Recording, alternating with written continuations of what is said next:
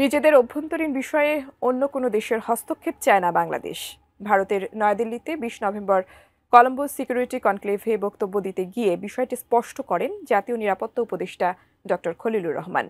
বাংলাদেশ প্রসঙ্গে কনক্লেভে আর কি বিষয়ে কথা বলেছেন বাংলাদেশের এই উপদেষ্টা, বিস্তারিত জানাচ্ছেন লিমা সায়ন্তী।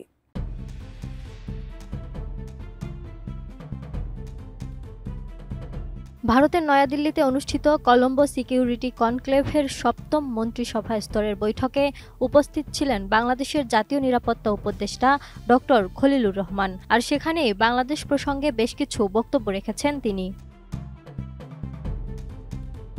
ভারতে অনুষ্ঠিত কনক্লেভটি তাদের জাতীয় নিরাপত্তা উপদেষ্টা অজিত দোভালের নেতৃত্বে অনুষ্ঠিত হয়, যাতে ভারত, বাংলাদেশ, শ্রীলঙ্কা, মালদ্বীপ এবং মরিশাসের প্রতিনিধিরা অংশগ্রহণ করেন।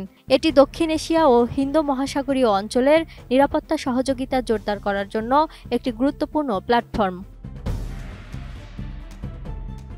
ডক্টর খলিলুর রহমান সেখানে স্পষ্ট করে বলেন, বাংলাদেশ কোনো দেশের অভ্যন্তরীণ ব্যাপারে হস্তক্ষেপ করে না, তাই নিজেদের অভ্যন্তরীণ বিষয়েও অন্য দেশের হস্তক্ষেপকেও অগ্রহণযোগ্য মনে করে, কারণ এটি বাংলাদেশের সার্বভৌমত্ববোধ এবং আঞ্চলিক স্থিতিশীলতার প্রতি অঙ্গীকারের প্রতিফলন। অতএব অন্য আর সব দেশের কাছ থেকেও একই আচরণ আশা করে বাংলাদেশ।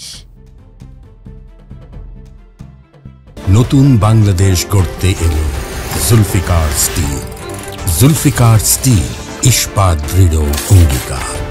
দেশের বর্তমান অন্তর্বর্তী সরকার একটি বাংলাদেশ কেন্দ্রিক এবং ভারসাম্যপূর্ণ পররাষ্ট্রনীতি অনুসরণ করছে, যেখানে জাতীয় স্বার্থকে অগ্রাধিকার দেওয়া হয় এবং সব প্রধান বৈশ্বিক ও আঞ্চলিক শক্তির সাথে গঠনমূলক সম্পর্ক বজায় রাখা হয়।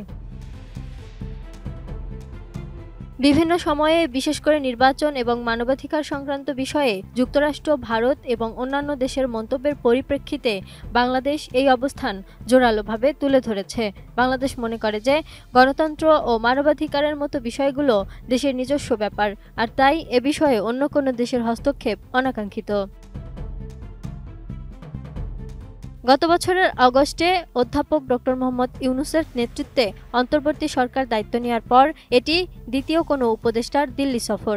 এর আগে এনার্জি ইউকে অংশ নিতে জ্বালানি উপদেষ্টা মোহাম্মদ ফাউজুল কবির খান ভারত সফর করেছিলেন।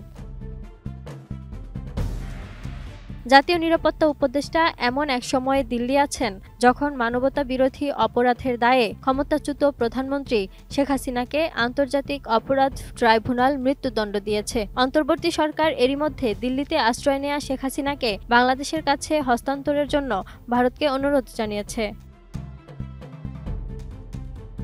Lima Sayanti, desk report, ATN news.